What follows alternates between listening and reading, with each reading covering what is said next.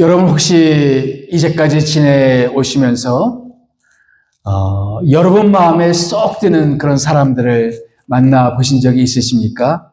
어느 날 여러분이 시간이 지나서 여러분의 자녀의 어떤 사윗감이나 혹은 며느리감, 여러분의 사윗감, 며느리감이 왔는데 여러분 마음에 쏙 들 수도 있고 그렇지 않을 수도 있겠지요. 저를 생각해보면 제 장인 장모님에게 쏙 마음에 드는 사람은 아니었던 것 같습니다. 감사하게도 제 사위, 제 며느리는 저희 마음에 쏙 드는 사람들을 하나님 보내주셔서 너무나 감사하죠.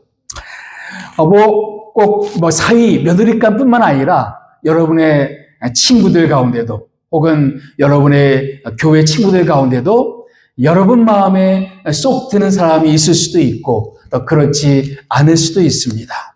오늘 성경에 나오는 인물 가운데 다윗이 있습니다. 성경 말씀에 의하면은 이 다윗은 하나님 마음에 쏙 드는 사람이다라는 표현이 나옵니다. 내가 다윗을 만나니 내 마음에 합한 사람이라. 이 합한 사람이라는 뜻이 뭐냐면은 내 마음에 쏙 드는 사람이다. 그런 뜻입니다. 과연 다윗이 어떤 사람이었길래 하나님은 다윗을 보고 내 마음에 쏙 든다. 내 마음에 맞는 사람이다. 그렇게 말씀해 주셨을까요? 이것은 다시 평소에 어떤 마음을 가지고 살았느냐를 보면 알 수 있겠죠? 그런데 다윗이 평소에 어떤 마음을 가지고 살았는지를 우리는 어떻게 알 수 있겠습니까? 한 가지 방법은 그가 드린 그 마지막 기도를 보면 그가 평소에 이런 마음으로 살았겠구나를 우리는 추정해 볼 수 있겠습니다. 바로 오늘 말씀이 다윗이 인생의 가장 마지막 순간에 드렸던 기도 내용입니다. 인생의 마지막 순간에 말년에 드렸던 이 기도의 내용을 보게 되면 우리는 평소에 다윗이 어떤 마음으로 살았겠구나를 알 수가 있겠죠. 오늘 본문 말씀의 배경은 이러합니다. 이 다윗은 하나님을 위해서 성전을 짓고 싶어 했어요. 그런데 하나님이 허락하셨습니까? 안 하셨습니까? 안 하셨어요. 그 이유는 뭐냐면은 다윗이 전쟁을 많이 했기 때문에 다윗의 손에 피가 많이 묻었다 이거죠. 이 성전이라는 것은 평화의 상징인데 전사의 손으로 성전이 지어질 수가 없다. 그래서 하나님은 다윗을 거절하셨습니다. 대신에 그 아들 솔로몬이 성전을 짓도록 허락하셨습니다. 그래서 그렇지만 다윗은 성전을 짓기 위한 모든 준비를 다 합니다. 그래서 자신과 혹은 백성들을 독려해서 많은 헌금을 내어서 성전 건축에 필요한 모든 건축 자재들을 다 구입을 합니다. 그래서 모든 것을 다 준비를 다 끝낸 후에 모든 백성을 모아놓고 하나님 앞에 감사의 기도를 드리는 내용이 바로 오늘 역대상 29장 내용이에요. 그래서 오늘 10절부터가 다윗의 기도 내용입니다. 이 기도 내용을 보게 되면 다윗이 평소에 어떤 마음으로 살았을지를 간단히 볼 수가 있고 또 이것은 우리가 주님 앞에 살아가면서 어떤 마음으로 살아야 되겠다라는 것을 우리에게 보여주기도 합니다. 어떤 마음으로 살면 좋을까요? 첫째로 우리의 모든 것은 다 하나님께로부터 왔다. 이런 것을 기억하면서 살아야 되겠다라는 것입니다. 12절 말씀을 다 같이 다시 한번 읽어보겠습니다. 시작. 부와 귀가 주께로 말미암고 또 주는 만물의 주자가 되사 손에 권세와 능력이 있사오니 모든 사람을 크게 하심과 강하게 하심이 주의 손에 있나이다.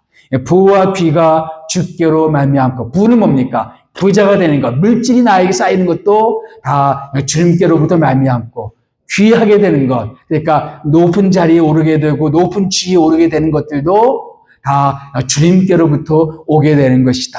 사람을 크게 하심과 강하게 하심이 다 주의 손에 있나이다. 원래 다윗은 어떤 사람이었습니까? 양치는 목동이었어요. 그런데 하나님은 양치는 목동 다윗을 이스라엘의 왕으로 삼으셨습니다. 다윗은 자기가 왕 된 것은 자기 능력의 출중함 때문이 아니라고 생각했습니다. 무엇 때문이었다? 모든 자를 크게 하심과 강하게 하시는 하나님 때문에 자기가 왕이 되었다라고 생각을 했던 거예요. 그리고 인생의 마지막까지 이 마음을 잃지를 않았습니다. 다시 말하면 초심을 잃지를 않았습니다. 간혹 우리는 처음에는 예수님의 십자가의 은혜에 대한 감격이 우리의 마음에 가득하다가도 신앙생활을 오래 하다 보면 주님께로부터 받은 그 은혜들을 우리가 잊어버리거나 혹은 주님의 은혜에 대해서 마음이 무뎌질 때가 있습니다. 어느 날 스펄전 목사님 아침에 기도하면서 대성통곡하면서 울더라는 것입니다. 그래서 기도가 끝난 다음에 그 사모님이 스펄전 목사님께 오늘 왜 당신은 그렇게 기도하면서 통곡을 했습니까? 무엇이 그렇게 마음에 아팠습니까? 이렇게 물어봤더니 내가 십자가를 생각하는데 더 이상 내 마음에 감격이 들질 않아. 내 마음이 이렇게 딱딱해지고 완고해진 것 때문에 내가 이런 상태가 된 것 때문에 내가 마음에 통곡을 했다. 그런 일화가 있습니다. 그런 마음을 우리가 가져야 되지 않을까요? 이 다윗은 마지막 순간까지 내가 왕이 된 것은 내 힘으로 된 것이 아니다. 사람을 부하게 하는 것, 강하게 하는 것, 높은 자리에 오르게 된 것, 양측이 목적인 나를 왕이 되게 한 것, 그것은 내가 잘나서가 된 것이 아니라 누구 때문이었다? 하나님 때문이었다. 이 마음을 잃지 않고 살았어요. 이 마음, 이것을 본 하나님이 다윗이 쏙 마음에 든 거예요. 사람의 은혜를, 하나님 모든 사람에게 다 은혜를 베풀죠. 어떤 사람은 은혜를 받고 잠시 감사하다가 금방 잊어버린 사람이 너무나 많아요. 근데 평생 그 은혜를 잃지 않고 나의 나 된 것은 하나님의 은혜입니다. 그래서 내가 잘나서가 아니라 하나님이 나를 왕 삼아 주셨습니다. 그래서 나이 들어 죽을 때까지 그것을 잊지 않고 살았다는 것이죠. 반면에 성경에 보게 되면 바벨론 왕 중에 느부갓네살 왕이라는 왕이 있었습니다. 이 느부갓네살 왕은 여러 민족을 정복해서 큰 제국을 이룬 그런 왕이었습니다. 근데 어느 날 느부갓네살 왕의 마음 가운데 이런 생각이 떠올랐어요. 와, 내가 이 모든 제국을 다 이루었구나. 수많은 그런 민족들을 내가 정복했고, 우리 강한 군사로 나라들을 정복해서 이제 나는 큰 제국을 이뤘구나. 내가 이 제국을 다 이루었다. 이런 생각을 마음에 품었습니다. 그런데 그것이 하나님 앞에 좋게 보여지지 않았어요. 그래서 하나님이 이 바벨론 왕 느부갓네살을 치셨습니다. 그래서 7년 동안 마치 미친 사람처럼 들짐승처럼 그렇게 들에서 헤매는, 그래서 손톱이 자라고 머리털이 자라고 들짐승처럼 지내게 되는 7년간의 세월을 보내게 됩니다. 그리고 나서 다시 정신이 돌아오게 돼서 하나님을 두려워하게 되었다. 그런 내용이 성경에 나옵니다. 여러분, 우리가 무언가를 이루었을 때 내 힘으로 이룬 것처럼 생각하는 것을 성경은 뭐라고 말하냐면은 교만이라고 말합니다. 그리고 하나님은 교만한 자를 대적하시고 교만한 자를 물리치십니다. 대신에 하나님은 겸손한 자들에게 함께 하십니다. 여러분, 물은 낮은 데서 높은 데로 흐릅니까? 높은 데서 낮은 데로 흐릅니까? 너무 어려운 질문 드렸습니까? 예. 물은 높은 데서 낮은 데로 흐르죠. 앤드류 머레이는 말하기를 이처럼 하나님의 은혜는 낮고 겸손한 마음에 흐를 수밖에 없다. 하나님의 은혜는, 하나님의 역사는 그 겸손하고 낮은 그 마음들에게 보입니다. 그래서 그런 자를 귀하게 보시고 그런 자를 쓰신다는 것이죠. 모든 것이 다 주의 손에 있나이다. 우리는 이것을 잊지 말아야 되겠습니다. 우리가 우리 자녀들을 양육할 때도 부모가 모든 것을 다 해줄 수가 없어요.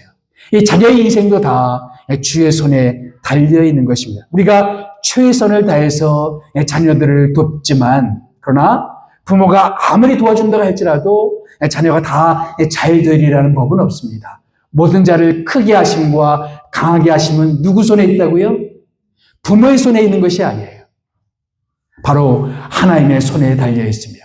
그것을 알기 때문에 우리는 겸손하게 우리 자녀들을 위해서 기도하지 않을 수가 없습니다. 우리가 아무리 좋은 것을 많이 자녀들에게 준다 할지라도 하나님이 지켜주지 아니하시면 자녀들의 인생은 허물어질 수밖에 없습니다. 그러나 우리가 주는 것이 변변치 않아도 하나님이 지켜주시고 주의 손에 함께하는 인생이라면 그 자녀의 인생은 축복된 인생일 수밖에 없습니다. 무엇보다 우리는 자녀들의 인생 가운데 주의 손이 함께하도록 우리는 열심히 기도하는 그런 부모가 되어야 될 줄 믿습니다. 사람을 크게 하심과 강하게 하심이 주의 손에 있나이다. 부모의 손에 있는 게 아니에요. 주의 손에 있습니다. 그것을 기억할 필요가 있어요. 두 번째, 다윗의 기도에서 발견할 수 있는 두 번째 마음가짐은 뭐냐면은 잠시 있다 사라지는 인생 가운데는 희망이 없다라는 것입니다. 우리 15절 말씀 같이 한번 읽어볼까요? 시작. 우리는 우리 조상들과 같이 주님 앞에서 이방 나그네와 거류민들이라 세상에 있는 날이 그림자 같아서 희망이 없나이다. 우리는 나그네다 혹은 거류민, 이 거류민을 다른 말로 말하면은 방랑자 혹은 순례자 이렇게 말할 수가 있을 것입니다. 잠시 있다가 지나가는 사람들이에요. 저는 이번 주간에 잠시요 다른 곳에 여행을 하고 왔는데 거긴 잠시 머물다 왔습니다. 마찬가지로 우리 인생도 우리는 잠시 여기에 머물다 지나가는 것입니다. 그래서 우리 인생이라는 것은 잠시 있다가 지나가는 그림자와 같다. 여러분, 우리가 햇빛을 받으면 우리 그림자가 비치지요. 그렇죠? 그러나 그 그림자는 거기에 영혼 부분이 거기에 있는 것이 아닙니다. 내가 움직이면 그 그림자도 움직이게 되는 거예요. 그래서 내가 지금 있는 그 자리에 있는 그 그림자는 그 영원한 것이 아니라 잠시 거기에 있는 거예요. 잠시. 마찬가지로 우리 인생에 있는 모든 것들도 잠시 우리 곁에 있는 것들입니다. 우리의 물질도 잠시 우리 곁에 있는 것이고 우리의 부귀영화도 잠시 우리 곁에 있는 것이고 아마 다윗은 자기가 왕이 된 그 부귀영화 이 모든 것도 잠시 자기 곁에 있는 것이다. 이런 심정으로 그런 말을 했던 것 같습니다. 우리 흔히 이런 말을 많이 하죠. 이 또한 지나가리라. 이런 말 많이 하죠. 복음성가에도 이런 소재로 복음성가 이런 소재의 가사로 된 복음성가가 있는데 이 또한 지나가리라. 흔히 우리는 우리의 상처도 지나갈 것이고 우리의 눈물도 지나갈 것이고 우리의 아픔이나 고난이나 시련도 다 지나갈 것이다. 근데 지나가는 것이 그것뿐만이 아니에요. 또 뭐가 지나갑니까? 우리의 부귀영화도 다 지나가죠. 우리 물질도 다 지나가죠. 우리가 세상에서 공들여 쌓아놓은 모든 것들도 다 지나가는 것입니다. 다윗은 매우 어렵게 왕이 된 사람입니다. 매우 이른 어린 나이에 사무엘로부터 왕이 될 것이라는 그 의미로 기름 부음을 받았습니다. 그러나 아주 오랫동안 왕이었던 사울의 미움을 받아서 쫓겨다니는 그런 세월을 보냈습니다. 무려 10몇 년을 그렇게 쫓겨다니는 세월을 보냈어요. 이렇게 어렵게 지나다가 드디어 왕이 되었습니다. 그렇게 왕이 되어서 그것도 처음부터 이스라엘 전체 왕이 된 게 아니에요. 처음에는 유다와 베냐민 지파의 왕이 되었다가 아주 7년이 지난 다음에 온 이스라엘 왕이 되었어요. 그래서 이 다윗이 왕이 되는 과정은 어렵고 더딘 과정을 통해서 왕이 되었어요. 그런데 다윗은 인생의 말년에 그런 고백을 하는 겁니다. 이 또한 지나가는 것. 그렇게 왕이 되었지만, 그렇게 어렵게 왕이 되었지만, 그림자같이 다 지나가는 것이다 이거죠. 그래서 인생 가운데는 희망이 없다. 왕의 자리, 거기에 희망을 둘 수가 없다는 거예요. 우리가 희망이 있다는 단어는 그 영어 성경 보니까 희망이 없다라는 말도 번역되지만 혹은 without security, 안전하지 않다. 확고하게 내 곁에 붙어 있는 것이 없다. 확고한 것 같지만 지나가는 것이고 확고하게 견고하게 세워진 것 같지만 무너져 버리고 안전한 것 같지만 그러하지 못하고 우리가 인생 가운데 늘 불안하니까 더 안전하게, 더 확실하게, 더 견고하게 무엇인가를 쌓아 놓으려고 하지만 인생 가운데 그렇게 확실하고 견고하고 확고한 것들은 없다 이거예요. 하나님이 툭 치면 무너져 버리고 시간이 지나가면 허물어져 버리는 것이 우리 인생이고 우리가 인생 가운데 쌓아놓은 모든 것들입니다. 우리 일제시대 때 많이 불리던 노래 가운데 황성예터해라는 노래가 있죠. 그 가사가 참 의미심장해요. 이 노래는 저 이북 땅이죠. 북한 땅에 보면은 고려 시대의 왕궁이었던 그 개성의 만월대. 그러나 그 당시에는 폐허가 되어버린 그 만월대에 올라서서 본 그 감회를 노래로 만든 것입니다. 이렇게 가사가 이래요. 황성 예터의 밤이 되니 월색만 달빛만 고요해 폐허에 서린 회포를 말하여 주노라. 아 외로운 저 나그네 홀로이 잠 못 이뤄 구슬픈 벌레 소리에 말없이 눈물 져요. 성은 허물어져 빈터인데 방초만 부르러 세상이 허무한 것을 말하여 주노라. 아 가엾다 이 내 몸은 그 무엇 찾으려 끝이 없는 꿈의 거리를 헤매어 있노라.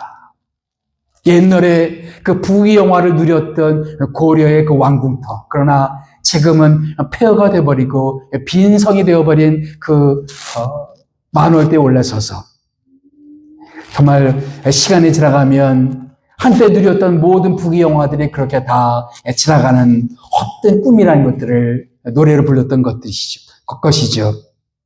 우리 인생 가운데 우리가 추구하는 것들도 다 그와 같은 것들이죠. 우리는 세상 가운데 많은 것들을 쌓아 올립니다. 견고한 어떤 도성들을 만들고 싶어 합니다. 그러나 시간이 지나가면 우리가 쌓아놓은 모든 것들은 다 폐허가 되어버리는 그런 것들을 볼 수가 있습니다. 저는 비교적 세상을 살면서 이곳저곳을 많이 옮겨 다니게 되었습니다. 이렇게 되면서 사역도 하고 이런저런 일들을 하게 되었는데 내가 열심히 지내면서 쌓아놓았던 모든 것들은 시간이 지나가면서 다 허물어지는 것들을 많이 경험했습니다. 다른 사람이 오고 사람이 바뀌고 그러면서 내가 열심히 기도하면서 쌓아놓았던 모든 것들은 다 빈터가 되어버리고 허물어져 버리고 새로운 모습, 새로운 것들로 다시 탈바꿈하는 것들을 보게 됩니다. 우리가 견고하게 쌓아놓았던 모든 것들은 그렇게 시간이 지나가면 허물어질 수가 있습니다. 우리 가정이 안전한 것 같고 견고한 것 같지만 어느 한순간에 어이없이 허물어질 수도 있어요. 내 마음의 견고한 성도 하루아침에 무너져 버릴 수가 있습니다. 우리 인생 가운데 우리가 열심히 노력해서 쌓아놓은 모든 것들도 고려 왕실이 그런 허무한 폐허로 변했던 것 같이 그렇게 허무하게 빈터가 되어버릴 수가 있다는 것이죠. 그런데 거기에 희망을 걸고 살아가는 인생은 어리석은 인생이다 이거죠. 다윗은 비록 왕이 되었지만 그 왕의 권력이 모든 것이 아니라는 것을 그는 알았습니다. 그것을 가지고 좌지우지하려고 하지 않았어요. 사람들은 쥐꼬리만한 권력만 잡으면 그걸 가지고 권세를 부리고 사람들을 못살게 구는 사람들이 있어요. 그 사람들의 속성이에요. 그런데 이 모든 것들은 잠시 있다가 사라져 버리는 것들이다. 그래서 다 이 그림자같이 지나가는 것들에는 희망이 없다. 그림자같이 지나가는 것들에는 다 희망이 없다. 자, 세 번째. 이 다윗의 기도에서 우리가 발견할 수 있는 또 인생의 교훈, 그리고 우리가 어떤 마음을 가지고 살아야 될 것인가. 인생의 참된 즐거움은 어디에 있다? 하나님을 섬기는 데 있다. 우리 14절 말씀을 다 같이 한번 읽어봅시다. 시작. 나와 내 백성이 무엇이기에 이처럼 즐거운 마음으로 들을 힘이 있었나이까. 모든 것이 주께로 말미암아 사오니 우리가 주의 손에서 받은 것으로 주께 드렸을 뿐이니이다. 나와 내 백성이 무엇이기에 이처럼 즐거운 마음으로 들을 힘이 있었나이까. 지금 다윗의 기도의 배경이 뭐라 그랬죠? 성전 건축을 위해서 다윗과 백성들이 힘을 모아서 힘껏 주님 앞에 드렸어요. 그래서 성전 건축을 위한 모든 자재들을 준비해 놓고 하나님께 기도하는 내용들입니다. 그런데 다윗은 말하기를 우리는 즐거이 드렸다. 즐거운 마음으로 하나님께 드렸다라고 말하고 있습니다. 여기 눈에 띄는 단어가 즐거운 마음으로. 사람들은 무엇인가 자기를 즐겁게 할 것을 찾아서 헤매고 있습니다. 여기에 한 사람이 있었는데 흥분과 모험을 찾아서 한평생 세상의 여기저기를 돌아다닌 한 사람이 있었습니다. 그가 추구한 직업은 매우 다양했고 그가 살았던 지역도 매우 다양했습니다. 운전기사, 투우사, 사냥꾼, 종군기자, 낚시꾼, 권투선수, 사업가, 군인, 작가 등 여러 직업을 전전했던 사람이었습니다. 스페인에서는 투우사가 되었어요. 오스트리아와 이탈리아 전선에서는 구급차 운전병으로 일했습니다. 그리스와 터키에서는 종군 기자로 일했습니다.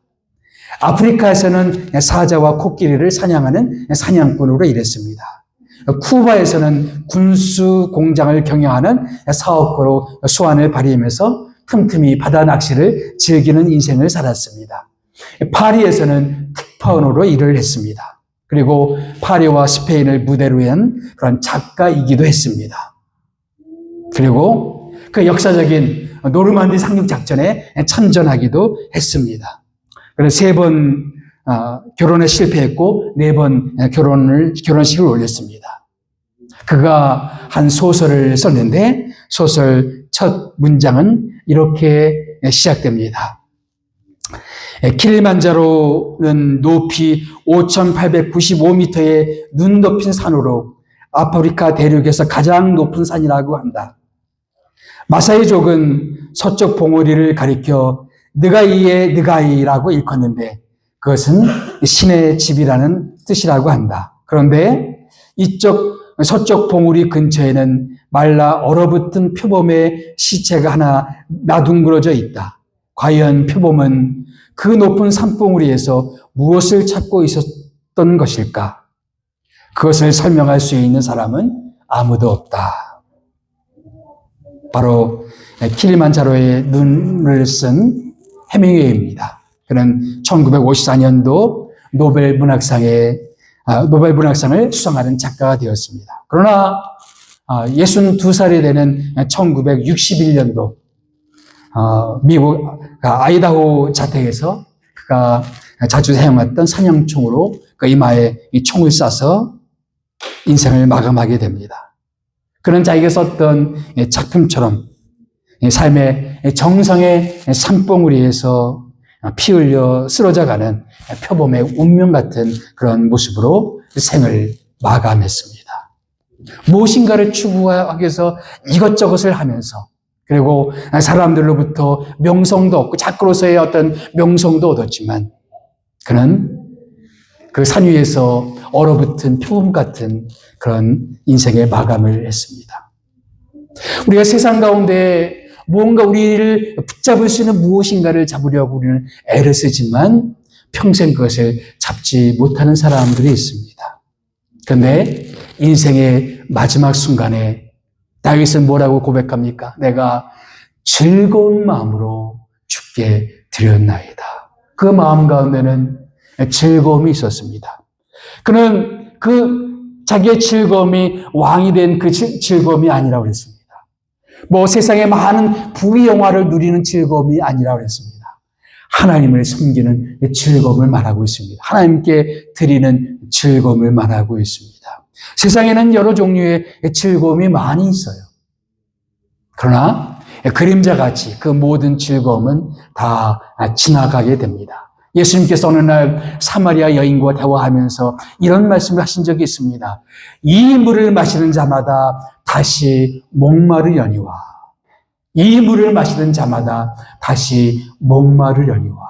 우리가 세상에서 이런저런 즐거움을 얻을 수가 있죠. 그런데 잠시 우리가 즐거움을 얻을 수 있지만 다시 갈증을 느끼고 다시 목마릅니다. 아마 해밍웨이도 그랬을 거예요. 그는 투구사로 일하면서 혹은 어떤 작가로 일하면서 이런저런 일을 하면서 저런 스릴과 모험과 즐거움을 맛보았을 거예요. 그런데 마음 깊숙이 여전히 허전한 어떤 것들을 그는 갈망하고 있었습니다. 근데 다윗은 나는 즐거운 마음으로 주님께 드리나이다. 이 즐거움은 보통의 즐거움을 말하는 그런 단어가 아니에요. 설명할 수 없는 어떤 즐거움. 우리가 하나님을 섬길 때, 하나님을 예배할 때 말할 수 없는 그런 즐거움들이 있단 말이죠. 사실 주님께 무엇인가를 드린다 혹은 하나님을 섬긴다, 이것은 어떻게 보면은 좀 그렇게 즐겁지만은 않은 번거로운 일일 수가 있습니다. 매주일마다 예배에 오는 것은 번거로운 일일 수가 있어요. 찬양을 준비하고 예배를 준비하는 이런 일들, 또 예배를 위해서 또 교우들을 위해서 음식을 준비하는 그런 일들, 꼭 정말 번거로운 일일 수가 있겠죠. 힘이 드는 일일 수가 있죠. 주님께 헌금을 하고 혹은 사람들을 섬겨주는 이런 일들이 그냥 좋은 것들만 아닐 수는 있어요. 근데 어떤 사람들 그런 일들을 그냥 해야 되니까 억지로 하는 사람이 있고 즐거운 마음으로 하는 사람이 있습니다. 비록 음식을 준비하고 사람들을 섬기고 교회 헌금하고 예배를 준비하고 봉사하고 이런 것들이 번거롭긴 하지만 이유를 알 수 없는 어떤 즐거운 마음이 있다는 거예요. 하나님께 드리는 즐거움, 하나님을 섬기는 즐거움. 우리 인생 가운데 참된 인생의 즐거움은 영원하신 하나님을 섬기는 즐거움이다 이거죠. 세상의 모든 것들은 다 지나가지만 영원하신 하나님을 섬길 때는 왠지 모르는 하나님이 주시는 즐거움이 있어요. 베드로는 이것을 가리켜서 말할 수 없는 영광스러운 즐거움이다라고 표현했습니다. 말할 수 없는 영광스러운 즐거움.